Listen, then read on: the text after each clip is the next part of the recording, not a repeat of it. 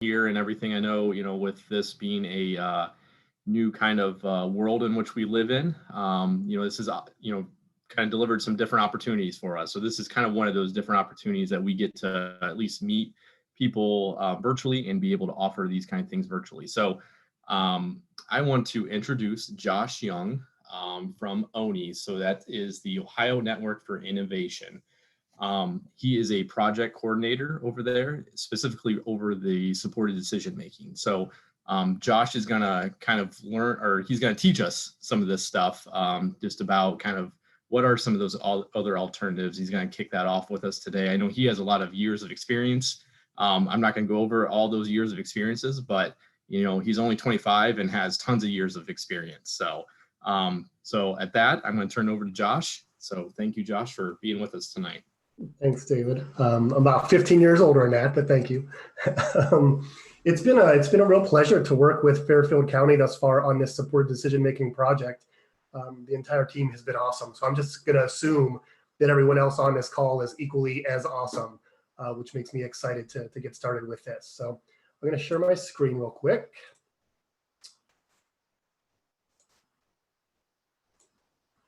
All right.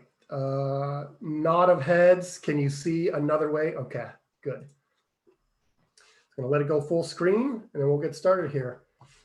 So first of all, thank you for taking the time out of your evening to talk about something that I think is really important, and I hope you will think is important as well after this presentation. And this is part 1 of 3. So today we're just going to kind of talk about guardianship and how it relates to this thing called supported decision making. But to begin with, I just want you to think about maybe those times in your life when you learned a new way of doing something.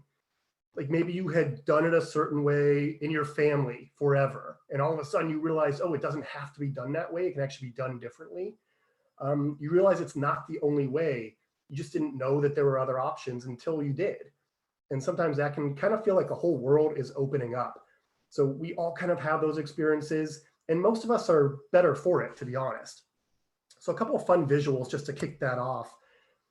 Do you remember, or maybe it's today, when you learned that the little arrow on your gas gauge tells you which side of your car the gas tank is on? It was a few years ago that I learned that, and it stopped me from pulling into the wrong side of the gas pump after that. Or when did you learn that the tabs on the juice boxes are actually there for kids to hold on to so they don't squeeze the juice all over themselves? It's these kinds of things that we're talking about. When you learn something new, and after you learn it, you can't really go back to the old way or seeing it the old way anymore. So again, this is what we're talking about, just on a different scale, because once you see these things, the old perspective doesn't carry as much weight anymore. And you also kind of start telling other people about this cool thing that you learned. Like, hey, did you know about this? So with that, let's jump in together into part 1 of this training series. And we're going to start here with the life trajectory. And you may or may not have seen this before, but it's basically a backwards planning tool. So it helps us talk about what we want to happen, like in our own life or in the life of someone that we really care about, and then kind of figure out, how do we get there? What steps do we need to take? So let's talk for a minute about the life that we're trying to help people have. And maybe they're our own loved ones or people that we support. So if you're able to, feel free to unmute yourself or type into the chat. What are some things that you want to see happen? You hope to see your loved one do. You want them to experience over the course of their life. Go ahead and shout out some answers. And if anything shows up in a chat, I'll rely on somebody else to kind of read those out.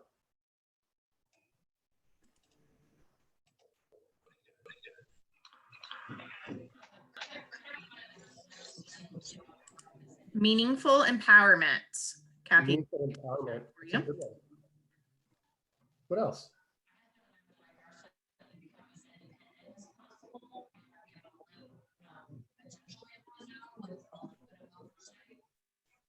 When you think about your loved one, what kind of life do you want them to have? What things are present, or what experiences do they have? Julie says Julie. some money to stable account. Yeah, yeah, for sure. So a lot of what we hear, and feel free to keep chiming in, but a lot of what we hear revolves around things like being happy, being healthy, having some stability, right? Having friends and being connected to other people, kind of having a safety net too. So hopefully those things kind of sound familiar, being independent as well. These are pretty common. We all want these wonderful things for the people that we care about or that we want to help. So what if there was a kind of predictor for that kind of life? And it turns out that there actually is. So we're going to take a look at some things that are more likely for people under certain circumstances. And this data comes from the National Court Indicators. If you're not familiar with that, it's a survey that's administered to people in the developmental disabilities field with the goal of kind of learning more about trends. So we're going to look at some of this stuff, and then we're going to fill in that blank there at the top and talk a little bit more about it. So people without blank are more likely to live in their own homes or apartments. So have some independence there, have their own place. Be involved in making choices about their lives. So that's some of that meaningful empowerment, right? Self-determination. Be included in their community. Have community jobs or service plans with this goal. So maybe instead of thinking just about a workshop setting, what else is out there? Have their rights respected. And this is key. I mean, this is kind of what we're talking about with supported decision-making. Be supported to communicate with their friends, be able to go on dates, and even be married. So it turns out that people without a guardian are more likely to experience those things in their lives. Now, we're certainly not saying that guardianship in and of itself is bad, only that we know these things tend to be true of people without guardians.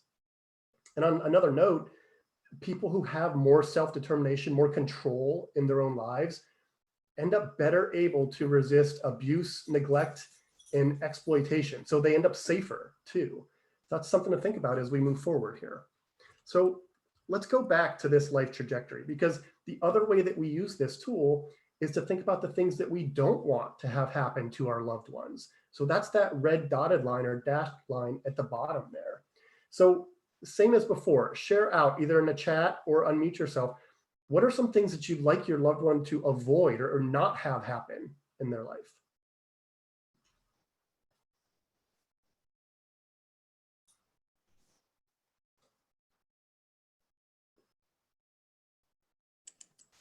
Kathy says being taken advantage of.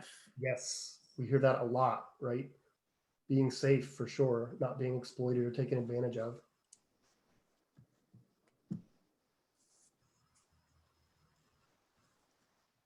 Poor health from Kelly.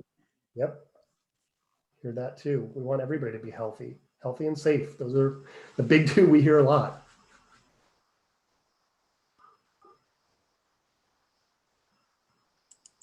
Live without the comforts he has had his whole life.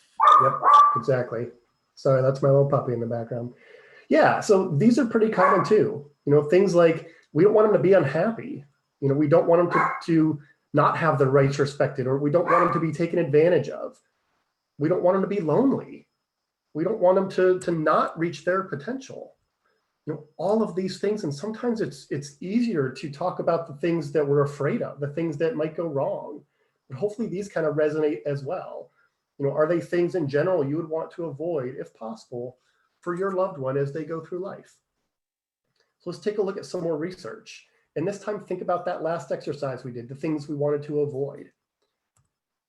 So when a guardian makes decisions for a person, they might not develop the skills to make decisions because they end up relying on other people. Now, I can tell you from my 20 years of experience in the field, I've seen this a lot. And sometimes a person is 30, 40, 50, maybe 60 years old when their guardian, who is often a parent, might pass away or is just unable to act as guardian anymore. And now this person is kind of tasked with making some decisions on their own, and they have no idea how to do that. I'm working with somebody else in another county to help him plan for retirement. And, he's right at about that age. He's got a couple of years left. And when I ask him what he wants to do, when I ask him to make certain decisions, he looks at me and he says, that's not my job to make decisions, because that's what he's learned. He's learned that it's not his job to make decisions about his life. So that can certainly happen when someone has a guardian. They might not be included when important decisions are made about their lives. We're going to talk about this a little bit later, but think about how that might feel if someone was making decisions for you about any number of things. They might have low self-esteem, be passive, have feelings of inadequacy and incompetency as a result. So here is when we're talking about that meaningful empowerment, right? Having people feel like they have value, they have control over their lives. You know, sometimes you'll hear that term learned helplessness as well, but this is all about building people up. It might affect their physical and mental well-being as well. Maybe not, again, feeling valued or like they have control. They could feel hopeless, helpless, and self-critical because someone else is doing this all for them. They don't feel like they have a say in their lives. They might be deprived of dignity of risk. And this is a really important concept. And it's in part us becoming comfortable with the uncomfortable. So dignity of risk is all about the idea that life has risk kind of inherent in it. You know, we all take risks in our lives. Now, most of us try not to be reckless. We try to make calculated or take calculated risks, right? But risk is a part of life, and we all make mistakes. And sometimes what we see, at least in our field, is that we try to protect people from disabilities from making mistakes. Well, I think personally that I have learned more from the mistakes that I've made in life than I have from the things that have gone well. So how do I ever take ownership of my decisions if I'm not allowed to make my own and learn from the ones that didn't go so well? You know, and also think about if you've ever made a decision in your life that not everyone agreed with. And sometimes that works out and sometimes it doesn't, but it's still your decision, right? You still get to take ownership of that.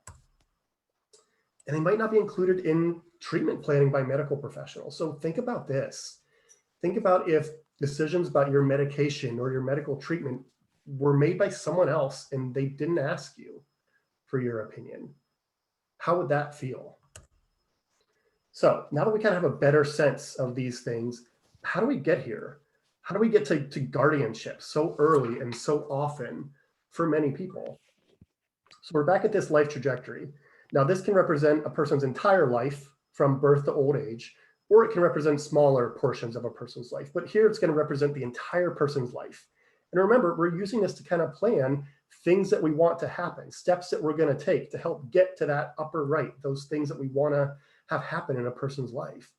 So when we look back at this for people, we notice that something happens right around here. And that is that many parents feel like they have to pursue guardianship for their son or daughter when they turn 18. They might start hearing about the process really early on, and it just becomes a foregone conclusion, just part of the plan. One of those steps that we take because we think we have to, because we think it's best. And why do we think it's best?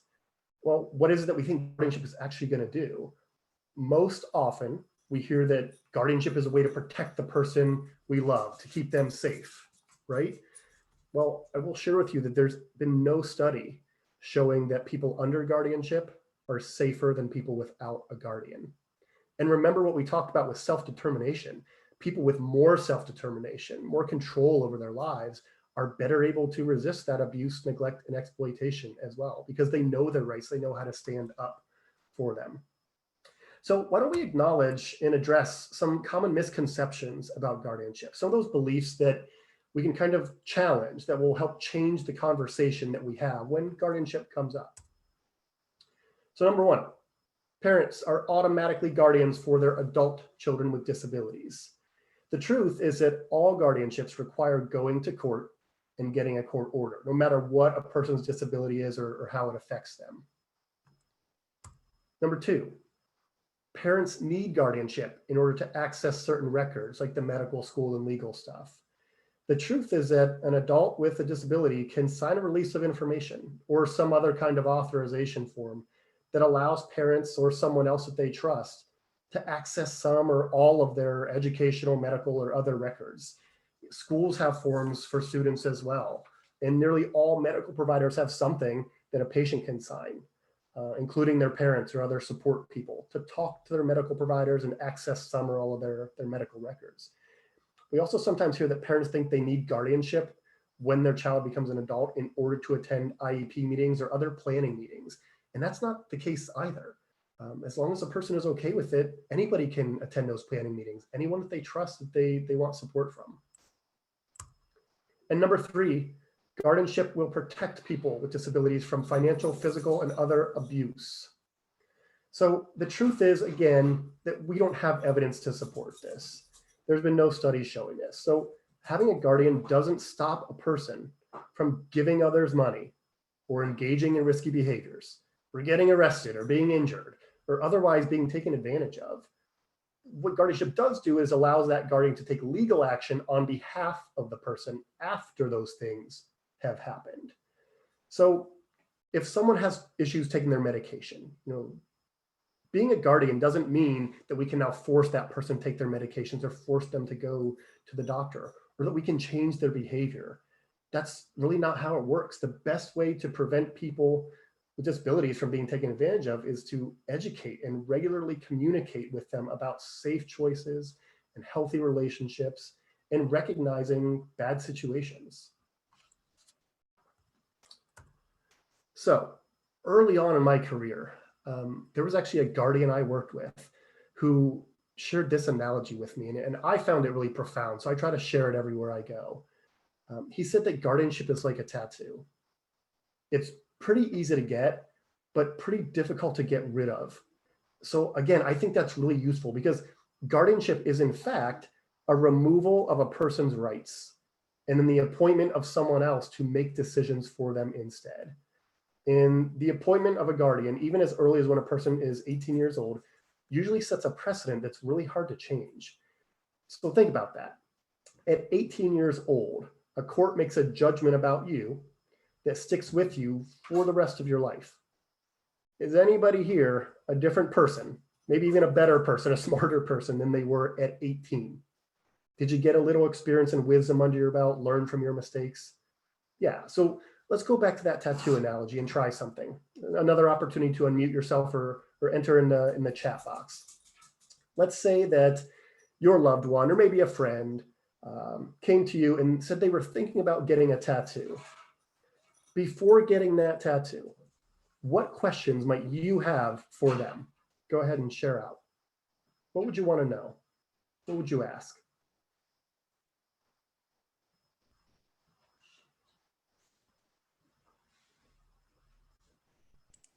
Have you thought about it, and where are you getting it? Yeah, have you really thought this through? And How much? how much is it going to cost? How big is it? How big? Yeah. I like to always say, a face tattoo is very different from a lower back tattoo. Will you still like True. the image? Exactly. Yeah, and these are common responses too. And why do we ask these? Because a tattoo is permanent. Oh, Josh, we gotta have this one too. How will this tattoo look when you're older and it expands with your body in ways you will Yes, not I love like? that one.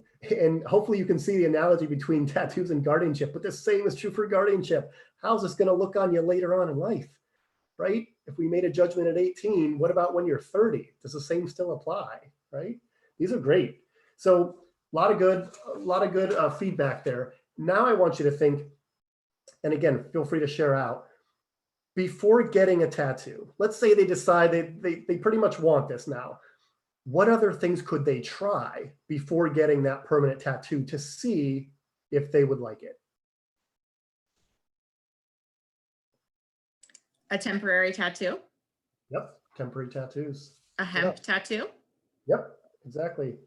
Those henna tattoos are really popular right now. The Sharpie tattoo markers that they have at Target? Yep, I've definitely done that. In high school, I used to draw on my arm with pen. Yep. So, these are some things that we can try that are less permanent, right? And it makes sense to try some of these things first.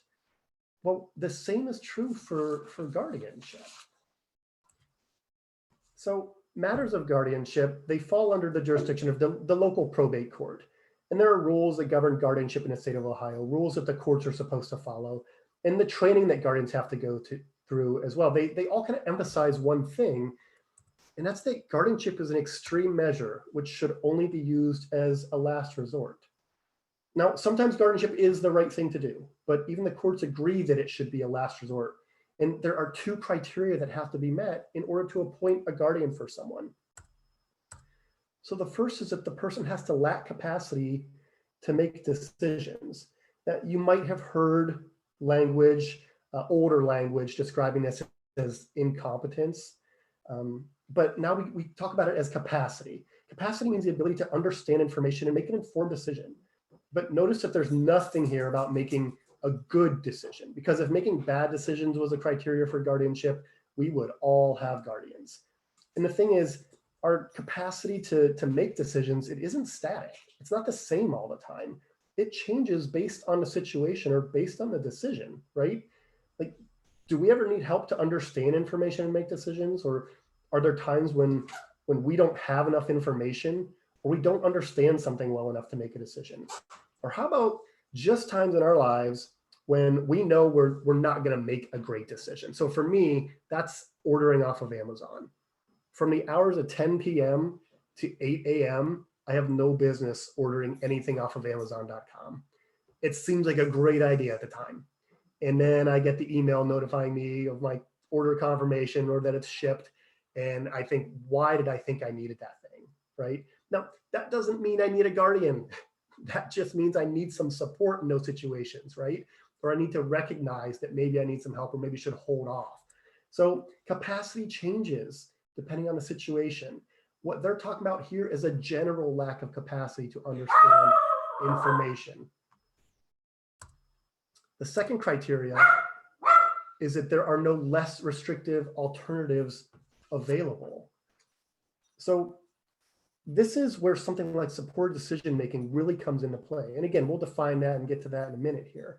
But remember, guardianship is removal of a person's rights. So before we do that to anyone, we should really make sure that we've tried everything else that's available. So let's think about this. If a person does need some help with certain decisions in their life, does that mean that their right to make most or all other decisions should be taken away? Or should we focus more on other ways to help them with those specific decisions? So, maybe somebody needs help with their healthcare, deciding about medical treatment. Well, great, there are lots of ways we can help them with that instead of thinking that we need to get guardianship, because guardianship is, in most cases, going to remove their right to make most decisions in their life, when we really could have just focused on that one situation. So have you ever asked for help to understand or complete something, and the person that you asked just said, I'll just do it for you? Now imagine if that was true for decisions in your life. You needed help to decide like where to live or where to work, or again, what to do about medical treatment. But instead of someone helping you understand and supporting you to make your own decisions, they just said, I'll decide for you. Now, I'm not saying that we wouldn't sometimes like someone to make certain decisions for us in life, especially if we don't know what we're doing, if we're out of our depth. But in those cases, we're voluntarily asking someone else to decide for us. That power is still within our control, and we can change our mind if we want to. So what we're talking about here is, again, that tattoo analogy. Before we jump to something more permanent, let's make sure we know what else is out there. So, supported decision-making. It's this whole idea that people have the right to make their own decisions. It's kind of a basic human and civil right. So one of the guys that is really involved with this movement, which is a worldwide movement, is a lawyer named Jonathan Martinez. And he describes it this way. He says, it's not one size fits all. So that's basically saying that it's going to look different for each person. The kind of help that I need might be very different from the help that you need to make certain decisions. But it happens when we choose trusted friends and family members and professionals to help us understand situations and choices so that we can make our own decisions. So remember, this all starts with the idea that people have that right to make their own decisions to begin with. Now, we can do an entire presentation on how to practice supported decision-making. And a lot of that is reserved for part 2 of this series. But today, we wanted to introduce the concept to you, because in reality, we all do this. We all get help to make decisions. We just don't call it supported decision making. I mean, think about the decisions that you've made in your own life. We have those daily decisions like what to eat, what to wear, how to spend our time. But we also have bigger decisions about our relationships, our money, our homes, our jobs, and our health. So can any of us really say that we've made all of those important decisions without consulting someone else, without asking for advice or guidance from people that we trust? So I ask for help with my money now. I didn't used to, but I recognize I need it. In car and home repairs, my health and my medication, all kinds of things I consult other people on.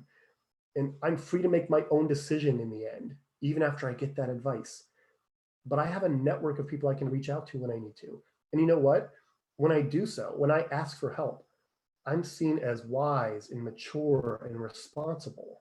But when somebody with a disability needs help to make decisions, we often see that as a vulnerability or a liability that we think guardianship is going to address somehow, instead of looking at how to support that person to learn those decision-making skills in order to retain their rights. So what are some of those less restrictive options? Now, in part 2 of our series, we are going to take a closer look at some of these, some practical examples, how to use supported decision-making in everyday life. But for now, let's introduce you to a few of those other less restrictive measures that can help people learn those decision-making skills. So this isn't an exhaustive list, but these examples will give you a pretty good idea of some things you can try. And the kind of help is going to depend on the situation and the person. So let's start with something like money.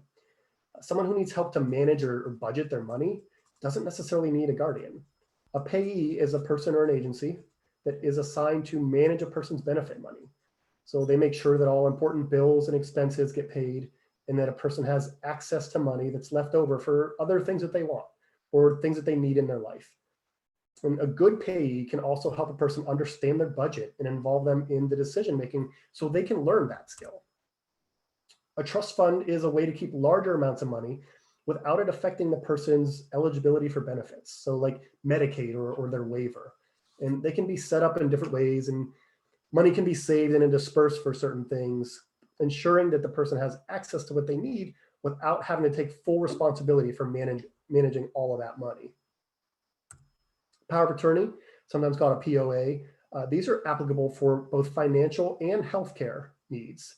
It's an arrangement where someone gives decision-making authority for certain things to someone else who they trust.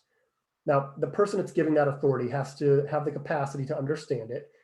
They have to know what they're doing, and they can decide the scope of that authority, what kinds of things the other person can and can't make decisions about. And they can change their mind later if they want to. But you can have a POA, again, for healthcare and financial matters. And in supported decision-making is that broad umbrella under which a lot of these things fall. It's really reaching out to people that we know and trust to ask for advice and guidance. So we're going to explore that a little bit more. In Ohio, we have something called a chosen rep. So for someone who receives DD services, they can actually choose someone else voluntarily to make decisions for them about those DD services. Again, it's exclusive to DD services, but it's a cool little option we have in Ohio. A conservator is something that we don't hear about much, but it's kind of like a power of attorney. So the person is voluntarily asking for someone else to make decisions for them.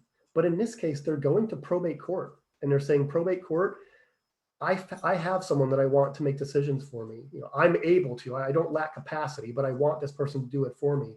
These are the decisions I want them to make, when I want them to make them. And I'd like you to approve that arrangement and kind of oversee that arrangement to make sure it's going well. So we don't hear about it a lot, but it's something we can certainly explore for people.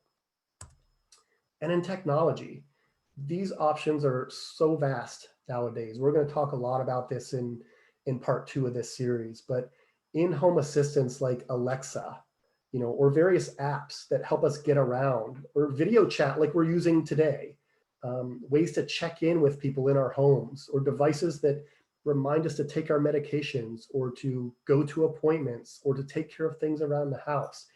We're really kind of selling people short if we don't explore the technology that's out there. And in something as simple as a release of information, again, a form that a person can sign that allows someone else to talk to a doctor or access records, things like that. so they can stay involved. Now, the nice thing about all of these options, and remember, this is not an exhaustive list, but these can be used in conjunction with one another. So let's say we're trying to help somebody with their money, managing the monthly costs that come with living. Maybe we look to a payee to help with things like that. But then the person needs help to decide where they're going to live, or if they're going to have roommates and maybe who those roommates are going to be. Well, maybe we use supported decision making. They reach out to somebody they know and they kind of talk through that or even role play that. And then, yeah, they need some help to remember to take their medication. So we look at what technology is out there to help them with that. And all these things can be used together. So let's talk a little bit more about supported decision making and kind of contrast that with guardianship.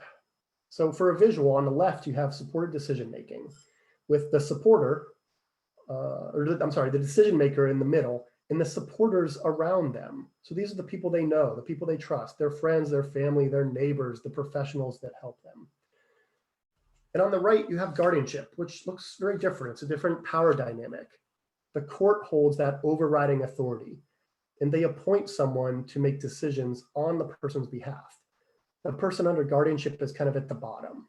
So how else are these two paradigms different? When we talk about setup, supported decision-making is free. It involves the person choosing trusted supporters to help them make decisions about their life. So it uses a variety of approaches. It can look different for each person. And we can make it formal by documenting it, or it can be informal, just picking up the phone and calling somebody. Again, in part 2, we'll take a look at what a formal supported decision-making agreement might look like. But it can look a lot of different ways, but it's easy and it's free. Whoops. Guardianship is intended to be used as a last resort when there are no other less restrictive alternatives available. And the court has a formal process to establish guardianship, which requires input from a medical professional, might require a lawyer, and sometimes includes fees as well. As far as the rights of the person, in supported decision-making, the person retains their right to make decisions about their life. They don't surrender that right just because they're asking for help. Under guardianship, the person is determined to lack capacity to make decisions, and so their right to make decisions is legally removed. Decision-making, under supported decision-making, again, the person gets help from supporters to make their own decisions. This support can look like research or role-playing or discussing risks and benefits, having options or information explained to them in a way that they understand, talking through possible consequences, or getting help to carry out the decision. In guardianship, the court, again, is the superior guardian with the power to approve all decisions. It appoints a substitute decision maker for the person. So it is the duty and responsibility of the substitute decision maker to make final decisions which are in the person's best interest, even if the person disagrees with that decision. Flexibility. In supported decision-making, the person can easily change who provides support or how and when they receive that support. So I may want my mom to help me with money stuff, but I do not want my mom to help me with relationship stuff. I can call whomever I want, or I can, find a counselor or another friend who's going through something similar and ask them for help. And the next time something comes up, I get to decide who I'm going to reach out to for help. I'm in control.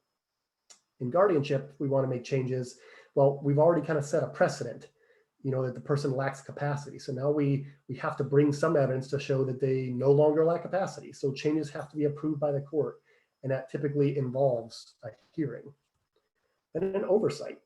In supported decision-making, the person has a network of people to kind of check in with and check in on them and support them.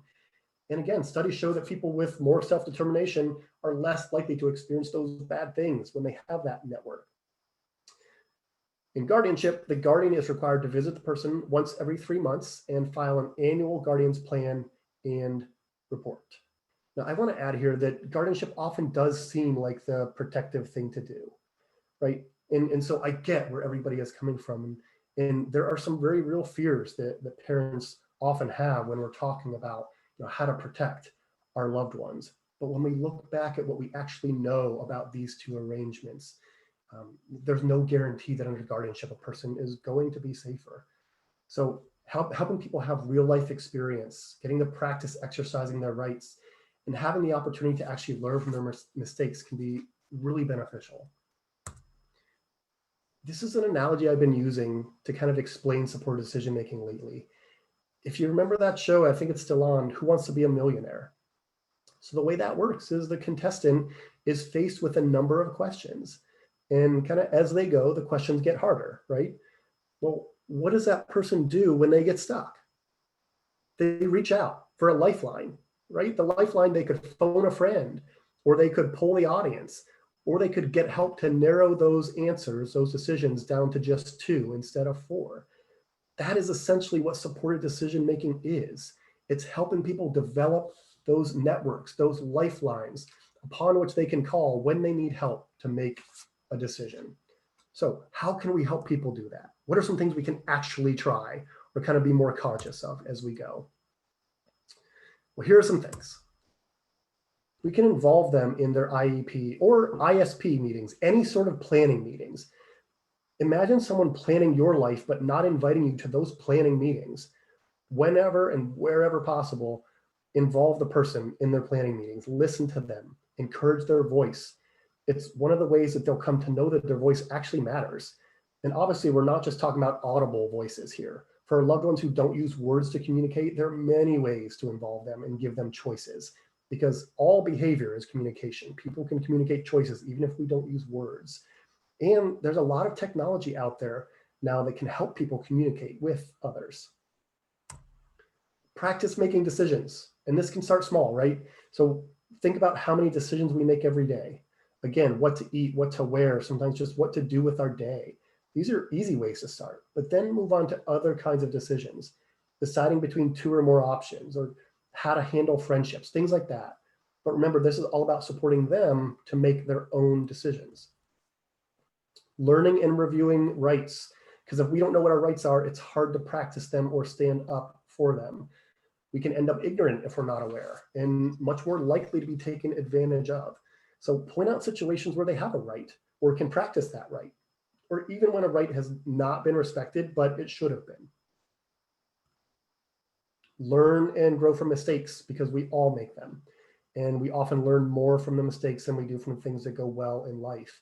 We talked about that dignity of risk concept, the idea that we should all be able to take certain risks in life, because much of what makes life worth living involves adventure and kind of going outside of our comfort zone. So the sooner that we learn to accept that we make mistakes, the better we're going to be able to grow from them. Otherwise, we might be too afraid to try things for fear of failure in the future. Focus on strengths and abilities. So listen, we know that there's a system of support out there to help meet people's needs, even when they're an adult. But if all we ever talk about is what they don't have, what they need or lack, we're missing a pretty significant part of the person. And historically, our system has kind of been deficit-based. But let's look to align people's strengths and their abilities, the things they love, with opportunities for them to do those things, to express those things. Because that's kind of when we come alive. That's when life feels best. Look for self-advocacy groups. Most places have something like a People First. These are groups that people can join and kind of learn how to speak up for themselves. They get to be around other people and practice those skills and kind of be a voice in their communities. Learning to say no is very much related to knowing our rights. It's about being assertive and taking ownership for our decisions in our lives. And it's a really important part of having some control in our lives too. Expanding our network. So this means meeting people, connecting with people, getting to know people, because the larger and more connected that our network is, the more people we have to support us when we need it, especially with decision-making. So the more people I know, the more likely I am to know someone who can help me with this or that. So where can you look? Well, things like those self-advocacy groups are great places to start, and there are parent groups too, but don't overthink it. Look to your day-to-day life. And I know day-to-day life looks different right now for most of us, but think about your community.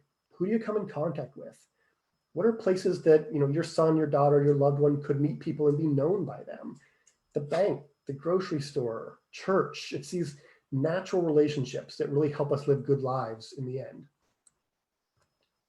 And then talk about the future. This is really the point. Remember when we started with our life trajectory, All of this is to support a better future for people, a life worth living. But if we don't know what they want, if we're not thinking about it because we're feeling too overwhelmed with staying safe today, well, life can pass us by. So if we have a clearer idea of what we're trying to accomplish, we have a better idea of what kind of decisions we're going to have to be faced with, and then can plan to get support with those where we need it. Now, we also know that sometimes thinking about the future can feel overwhelming. We don't know what it's going to hold. We might be just trying to get through today or this week. So instead of thinking 10, 20 years down the road, condense this vision. When we think about the future, think about the next 2 or 3 years, or just the next year. What do you want kindergarten to look like? Or, the rest of this school year to look like? Break it down into more manageable periods of time. And then finally, learn about options. Learn what's out there. This is about continuing to educate ourselves. That's part of what this presentation is, providing information so we can kind of change the conversation when guardianship comes up. So what else is out there? What haven't we tried that might work better? We're giving you some options today, but I encourage you to just take some time and Google supported decision-making and see what you find, because there's a wealth of resources. Again, we'll cover a lot of those in part 2 of this series, but see what you can find. So here's a visual of all those things that we just talked about, kind of laid out for you to see.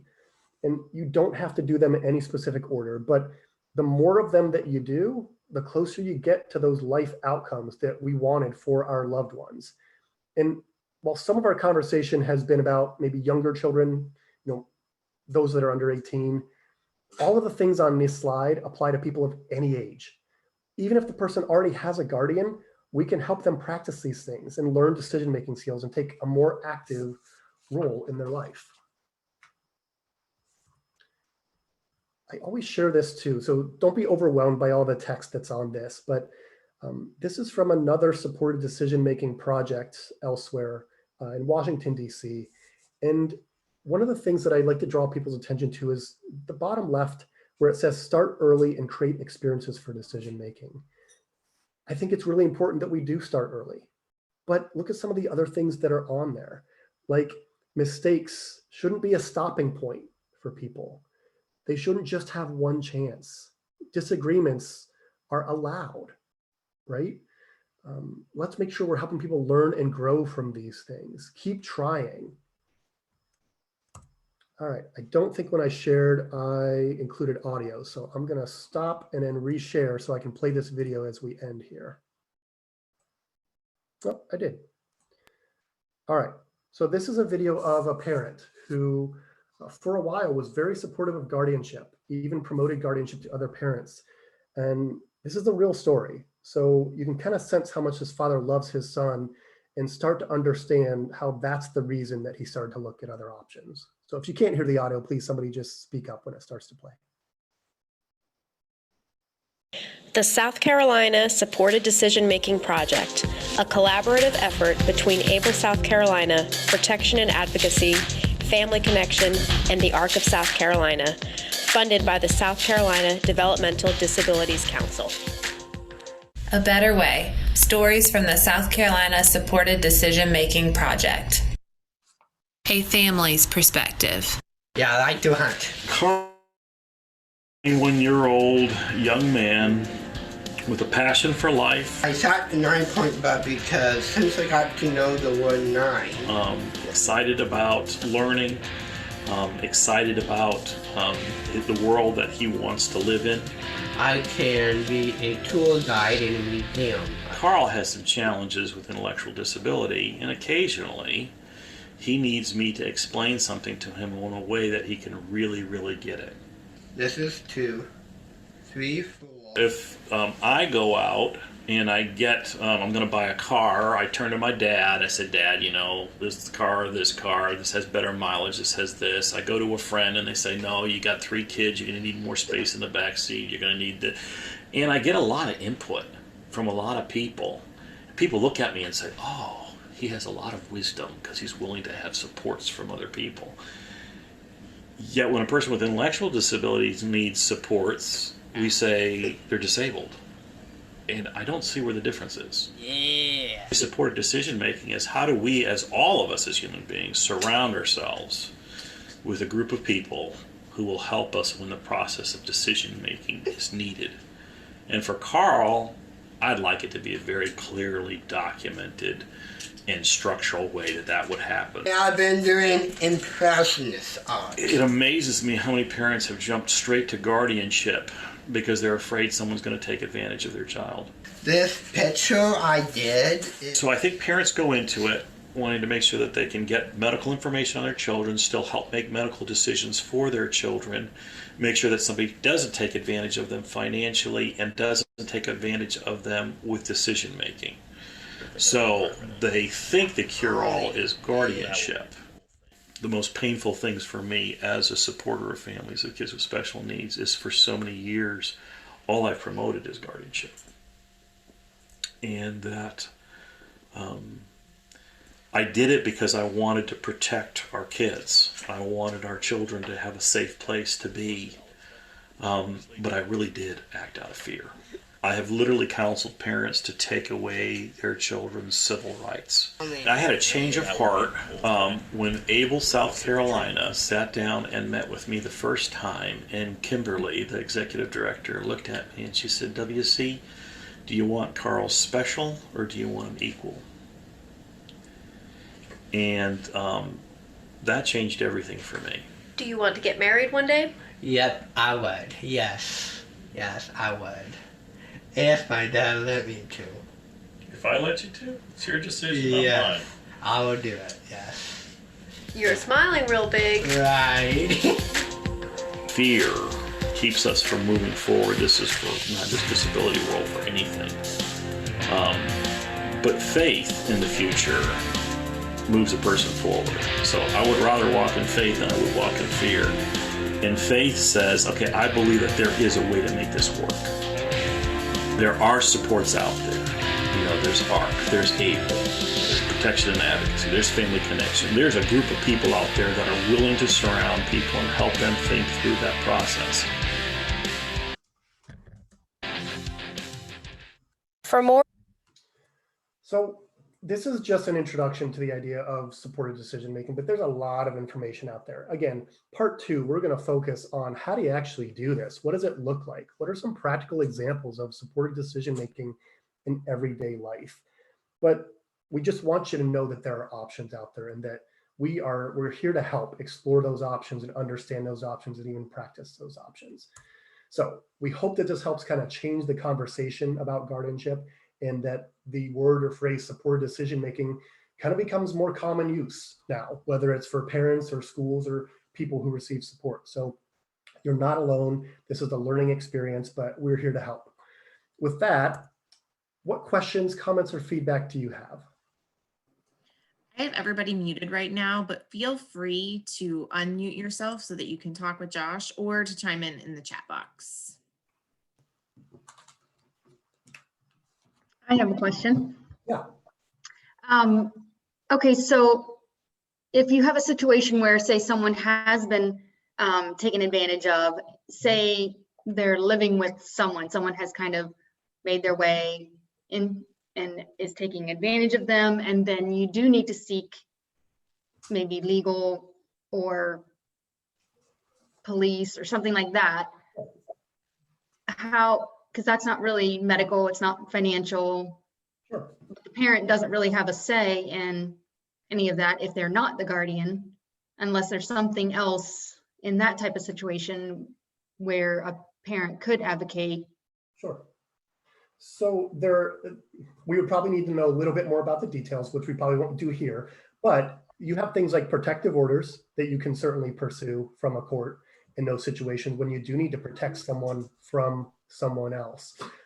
In that particular situation, a guardianship, and I'm kind of filling in some gaps here, so forgive me for kind of assuming some things, but a guardian could make a decision about where the person lives, but I think we need to ask, does the person have the education to recognize that they're being taken advantage of? How did this come to be in the first place? Is this a good roommate situation? Do we need to look at a new roommate? So there are a lot of factors I think that we can explore before we go to guardianship. But even before guardianship, something like a protective order could work as well. Okay, thank you. Josh, there's one in the chat box. can competency be restored? Yes, it can and often should be, more often than it is. So what most people experience when it comes to guardianship is a removal of most of the person's rights. But probate court has the authority to award limited guardianship. So for example, let's say a person, and actually this might apply to the previous question as well. So let's say a person really does need help to make those decisions about, where they live or their health care. They do lack capacity in general to make those kinds of decisions. But in most other areas of their life, they're great. They can do it. We can approach the court and ask for limited guardianship, which means that, yes, they have a guardian, but that guardian only has authority over those specific decisions. So maybe it is where that person lives, like that previous question, or maybe it is their health care. So we can certainly look to that. And when a person does have, quote unquote, full guardianship, and we can practice some of this supported decision-making and help them build skills, we can approach the court and say, hey, back then when we got guardianship, we did think it was necessary, but this person has grown a lot, learned a lot, and we don't think that they need a guardian for everything now. So we'd like you to revisit the idea of it. And, courts, again, when you look at the rule, they actually have a responsibility to do that if there's a less restrictive option available. Hey, Josh. Yeah. So my son's 31 years old, and when he was 18, actually he was 21, he was going on a class trip. He had just graduated from high school and he was going out of the country with my adult son as his chaperone. And of course I was terrified. Mm-hmm. So I did seek guardianship, and but Evan doesn't realize that there's guardianship, and we've always used supported decision-making and always let him make as many decisions as possible. And, I've always looked back on it, kind of had regrets because it broke my heart the day I signed the paperwork. I mean, literally I cried. Yeah. But we've always promoted that supported decision-making.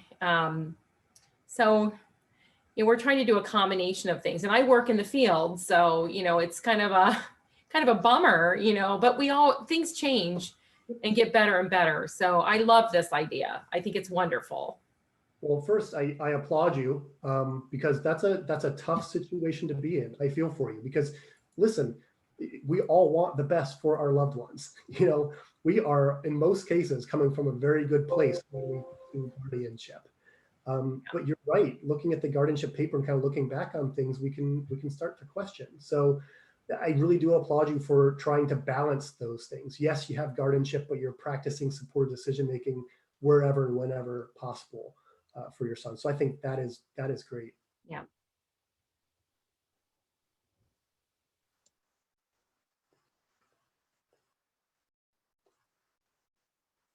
On that note, let me share one other thing that I shared during the previous presentation that I did. If you're thinking about guardianship, I again really encourage you to try all of these other things. And I'll be glad to be involved with that. You can talk to the county board. We can work together, whatever we need to do to just explore those options. But just because you don't get guardianship of your son, daughter, or loved one when they turn 18 or 20 or 21, doesn't mean that if they don't work, that you can't then apply for guardianship later in life. It's not a one and done thing that you have to decide at 18. So yeah, let's explore these things. And then if we try them and we have this evidence that says, we tried payees, we tried technology, we tried a lot of supported decision-making efforts, and they're just not doing what they need to do. Listen, sometimes someone does need a guardian because they lack capacity in certain areas of their life. And that's what guardianship is there for. It's just that it's supposed to be the last resort. So you can always apply for guardianship later after you've tried things if they don't do what we want them to do. So if someone has a guardian, they cannot legally make decisions on their own. So if they have a medical decision, they would not be able to make it on their own if they have a guardian.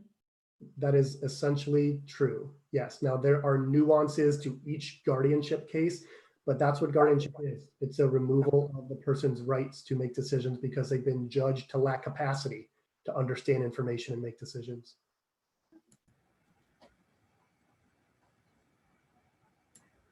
Now, there are some rights that have to be specifically stated in a guardianship order in order for them to be removed. So things like voting and getting married, they don't necessarily get removed with guardianship, but sometimes they do.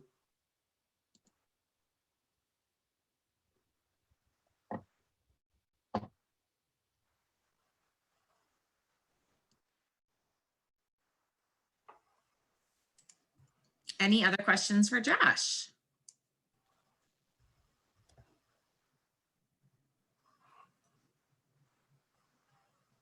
Well, do they have to meet the law definition of, don't they have to meet the law definition of capacity? In order for a guardianship to be awarded or appointed, yes, but every probate court does this differently. So there is one set of rules for the state of Ohio, but every probate court and probate court judge kind of applies those rules differently.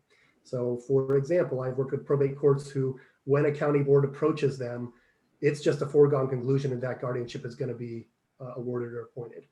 Or, you know, there are doctors, many doctors, and nothing against doctors, especially this time in the world, doing some amazing things, you know, but especially doctors who in our field, they don't necessarily understand the consequences of guardianship. We put a form in front of them and say, I need you to sign this. And, you know, they're just going to do what you say.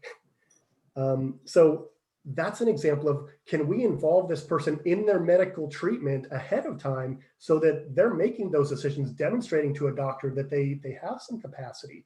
Because in my experience, a lot of doctors, as soon as you put that expert evaluation, which is the form that a doctor has to sign, in front of them, they basically just check the boxes, sign it, and then it goes to probate court. And probate court sees that a doctor says that they lack capacity. There's not much to do after that. Hopefully that answers your question. If not, feel free to restate it and I'll try again. They actually sent someone to our home to interview us all after we had applied. Yep, they will. So we didn't get too much into the guardianship process, but there is a whole process that they'll follow, and they'll send someone out to the home. They'll notify all next of kin. So yeah, there are opportunities certainly to weigh in. In my experience, though, as soon as you get in front of that judge, you're going to need quite a bit of evidence to overrule a doctor's opinion that the person needs a guardian.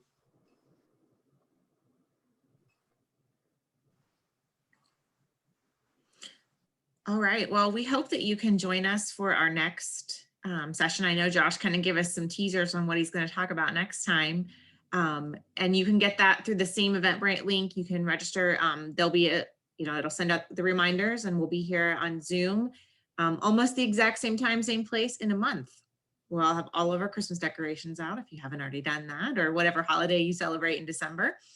And hopefully we'll be on the other side of this virus a little bit, and we will see you then. But please, if you have questions, Josh is a great resource. I have reached out multiple times already with questions. So if he doesn't know the answer, he will absolutely get you in touch with the right people in your county. So definitely reach out if you have questions. And if not, we'll stop the recording and we'll see you next time.